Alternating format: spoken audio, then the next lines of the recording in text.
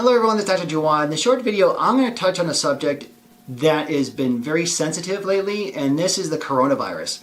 Now, I just want to say I'm not negating the severity of the virus in of itself, because having a viral infection in any form, shape, or form is not a good thing, because yes, it can take you down. What is causing the widespread panic is how the media is blowing this up and causing widespread panic, which I think increases stress levels, increases anxiety, and increases, not normal behavior. But I want to talk about in this video, I want to talk about the prevention and what can you do to prevent if you're susceptible for a viral, especially the coronavirus, because that's the one that's at hand now. Now, just some facts with the coronavirus. The thing is, it is an airborne virus. Okay, so when we sneeze, it's transmitted through the mucus, through the tiny droplets, because when we sneeze, there's 20,000 droplets that we exude out in the air. Okay, so that's how it's transmitted. It's airborne. Okay, it has an affinity for the lungs, attacks the respiratory system. There's different viruses that attack certain areas. With the coronavirus, it attacks the lungs. And the thing about the coronavirus, it's spread very, very fast.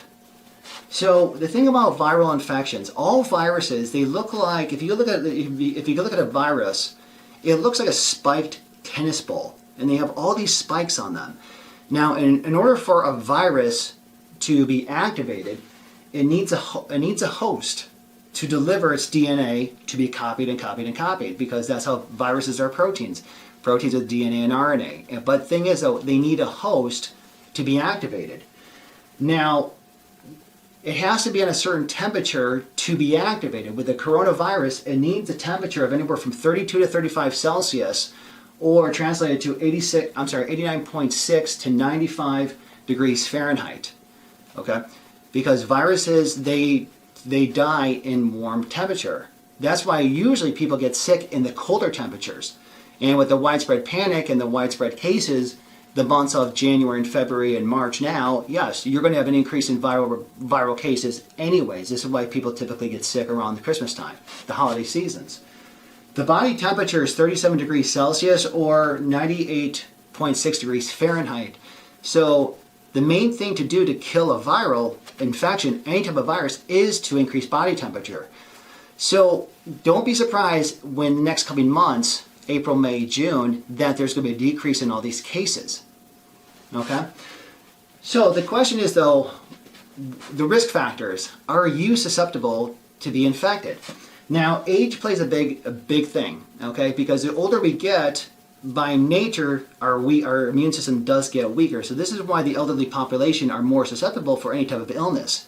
Because as you get older, your immune system is weakened naturally. So it starts at 40 years of age, then 50 years, 60 years, 70 years old. So who's most susceptible is anybody who's older. The younger generation, they're less susceptible to any type of viral infections, especially the coronavirus. Next, if you have any type of heart or lung issues, remember heart or lung issues, because the host cell, the coronavirus, likes to invade the lungs. High blood pressure. Okay, do you have blood sugar issues? Blood sugar issues meaning, are you insulin resistant? Are you type 1 diabetic? Are you type 2 diabetic? Because if so, what's happening with the increased insulin, it causes systemic inflammation, which leaves your immune system to be weakened for the host. Next, nutrients. Are you nutrient depleted? Now remember, with a really, really strong nutrient-rich body, you're going to have all the cells functioning normally. So again, if you're malnourished or undernourished, yes, you're going to open yourself up for any type of immune response. Again, immune system is weak. We have microflora throughout the body. Okay, if that is not fully functioning, it's going to open yourself up for any type of infection. Were you taking antibiotics, medication, corticosteroids, things like that? When you take antibiotics, that wipes out the bacterial bed, the microflora, the normal flora, that is our basis of our immune system. Chronic diseases, stress. When you have a chronic disease, especially an autoimmune disease, your immune system is weakened as is. So yes, you're more susceptible for infections. Chronic stress, same thing. When you have chronic stress due to increased cortisol levels, due to increased insulin levels, tends to weaken the immune system. Meaning being because when you have a weakened immune system, the cells that you hear throughout the news is that you want to strengthen the cells are called T cells. We have two types of cells in our body for the immune response. One, the T cells, which are our first responders, and then we have the B cells, which are the antibody cells. That's like the second string. So anytime that we have a weakened immune system, we are weakening that T cells, especially what you're going to be hearing is the natural killer cells, which again, that's the first response. So what do? My focus is on, the goal is to increase the function of the immune system. Get the body ready for any type of infections, okay? First and foremost, you hear this on the news a lot, wash hands. Wash your hands at least 20 seconds, okay? With nice warm water. Don't touch your eyes, your nose, your mouth. If you're in public areas, you don't know because, again, the coronavirus is an airborne virus. So if somebody sneezes and is able to live on a platform, or so to speak, okay, you may unbeknownst wipe it, even money, exchange of money. So make sure you don't touch your eyes, your nose, your mouth. Increase your water intake. Increasing your water intake naturally flushes out the system, it removes toxins throughout the body and increases the function of the kidneys, which the kidneys helps control the immune response through the adrenal system. Decrease your sugar. Watch the diet. Sugar in of itself is pro-inflammatory.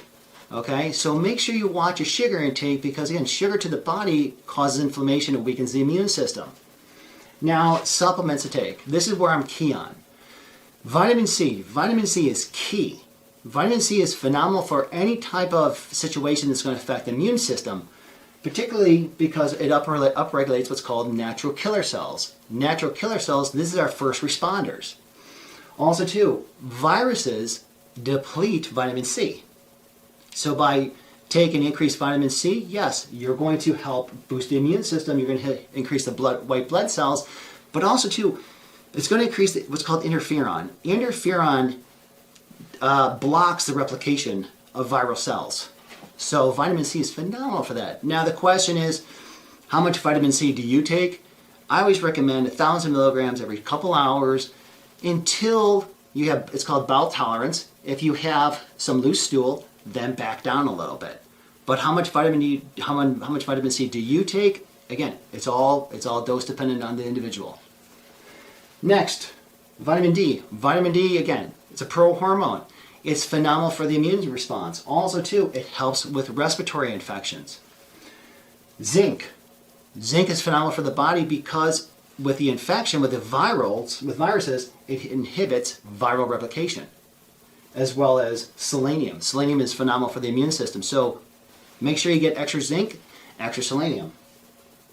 Also, too, N-acetylcysteine or NAC.